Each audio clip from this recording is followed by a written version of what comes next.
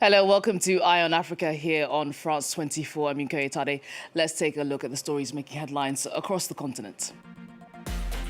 Mauritania's former finance minister takes the African Development Bank's top job, Sidi taking over as president from Nigerian economist Akinwumi Adesina. He faces several challenges in the new role, including dealing with major funding threats from the US and other partners. In Ghana, the cedi soars over 40% against the dollar, helping the country slash its foreign debt and outpace its regional peers. It's a hopeful sign for Ghana, which has dealt with decades of economic crises. And tributes pouring in for Kenyan writer Ngũgĩ wa Thiong'o, who's died at the age of 87. Ngũgĩ rose to global fame with his gripping storytelling that boldly challenged both British colonial rule in Kenya and post-colonial society in the country. Thanks so much for joining us. Mauritania's former finance minister has been named president of the African Development Bank. Sidi Ould Sal nabbed the top job after garnering enough support in a poll during the AFDB's annual meeting in Ivory Coast. He'll be taking over from Nigerian economist Akinwumi Adesina, who's set to leave the role in September. TAR's election comes as Africa's top finance institution grapples with the threat of funding cuts from the US and other key partners. Our regional correspondent Caitlin Kelly has more. Sidi Ould thanked Africans for placing trust in him after he was elected president of the African Development Bank on Thursday. Mauritania's former finance minister was chosen by the bank's governing body, made up of central bank heads and also finance ministers from the 81 member states, 53 of which are on the continent. Observers say that TAR's leadership is necessary to guide the institution through tough times ahead as African economies are struggling and more generally global development finance becomes more and more limited. TAR is due to start his 5-year term this September, and he has pledged to transform and deliver projects at scale. The bank itself is still at risk of losing $500 million in US funding. Back at home in Mauritania, people took to social media to celebrate and congratulate the new president of the bank. TAR, the previous leader of the Arab Bank for Economic Development in Africa, said he's committed to driving the continent's transformation with, quote, unity, ambition and purpose. Next, former President Joseph Kabila has been making his first public appearance in the Democratic Republic of Congo today. Kabila didn't give a statement after meeting local leaders in the city of Goma, which is currently controlled by M23 rebels. His visit comes as a possible treason trial looms over Kabila's alleged ties to the Rwandan-backed group. Just last week, the country's Senate took a big step. It voted to strip Kabila's immunity, which now opens the door for him to be prosecuted. Kabila's successor, Philip Tshisekedi, accuses him of being the brains behind the M23's rise. Next to a story that has gripped South Africa, a mother has been given life imprisonment for trafficking her daughter, who was 6 years old at the time. 2 accomplices involved in the incident were also handed the same sentence. Jocelyn Smith disappeared from Saldanha in Western Cape last year and remains missing following a nationwide police hunt. Emwood Maxwell has the story. It's a case that's gripped and horrified South Africa. Raquel Kelly Smith was found guilty of kidnapping and selling her 6-year-old daughter in early May, a crime that on Thursday earned her, along with her boyfriend and a mutual friend, a life term. On the human trafficking charge, you are sentenced to life imprisonment. On the kidnapping charge, you are sentenced to 10 years imprisonment.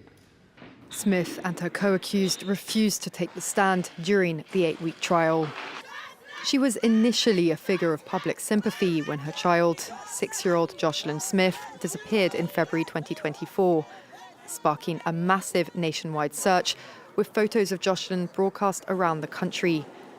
But the case took a turn when her mother was arrested, after a witness came forward to testify that Smith had told her that she and the 2 men had sold Jocelyn for the equivalent of $1,000 to a traditional healer who wanted the child for her body parts. a drug addict. At the time, Smith lived with Jocelyn and 2 other children in a poor neighbourhood of shacks around 120 kilometres north of Cape Town. The judge Thursday did not make any conclusions on what had happened to Jocelyn, and police say they've extended the search for her beyond South African borders. We are continuing day and night looking for Jocelyn, and we're still appealing to everybody that let's work together to find the missing child and all other missing child out there.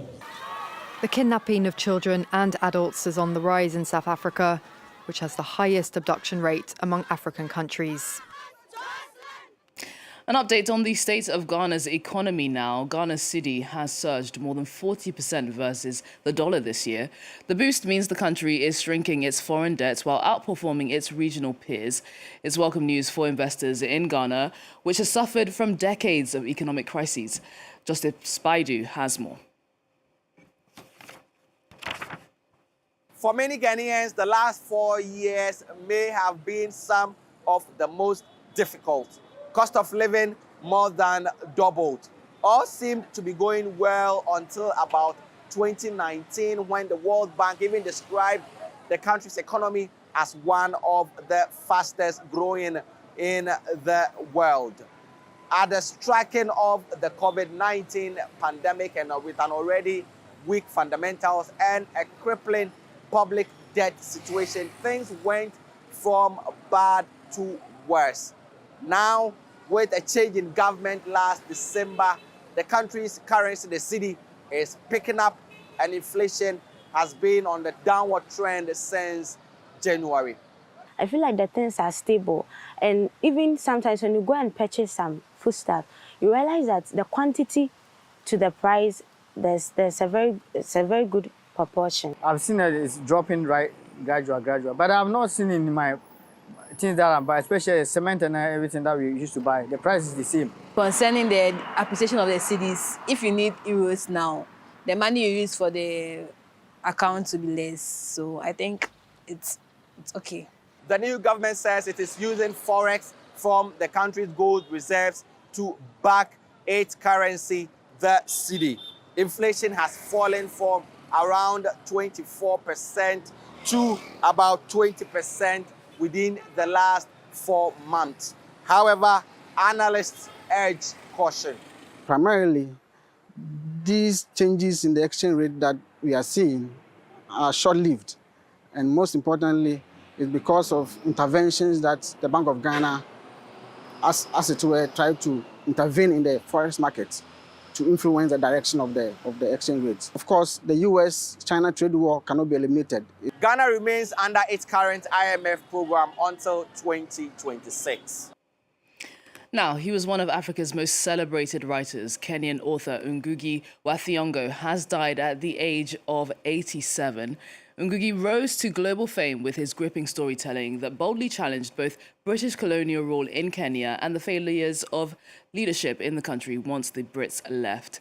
In the 1970s, he shook the literary world by making a radical and defiant move, abandoning English in favor of writing in Kikuyu and Swahili. Well, the cause of his death is still unclear, but he was reportedly receiving kidney dialysis treatment. He really loved his culture and his people, and he documented it very well.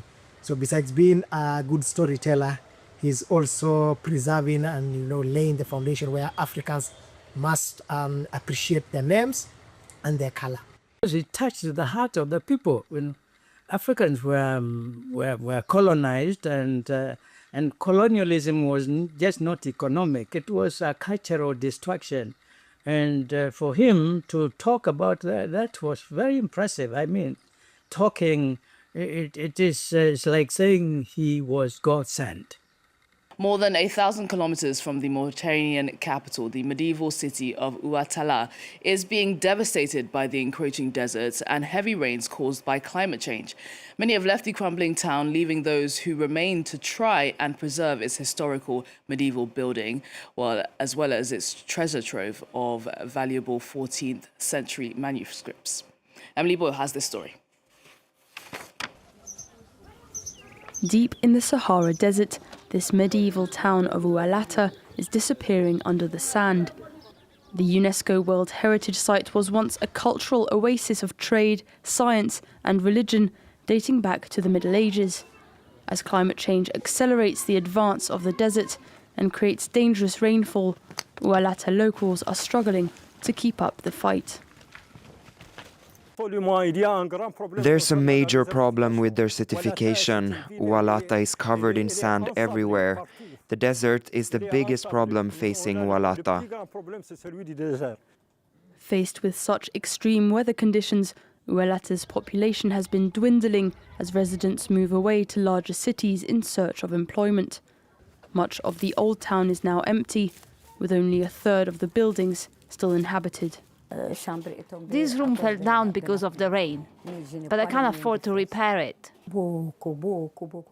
Many people have left Uata. They're in the capital, and all of their houses have fallen down. Today, only a handful of people are left as caretakers of Mauritania's precious heritage, protecting desert treasures like 14th century manuscripts and medieval buildings. These works were neglected for a long period when many of the town's inhabitants left in search for a better future. The manuscripts remained unattended for several years, and many of them eventually disappeared or deteriorated. Despite the threat of climate change, Uata residents are determined to protect their invaluable history. Every year, locals organize a festival to raise money for the preservation of their cultural heritage.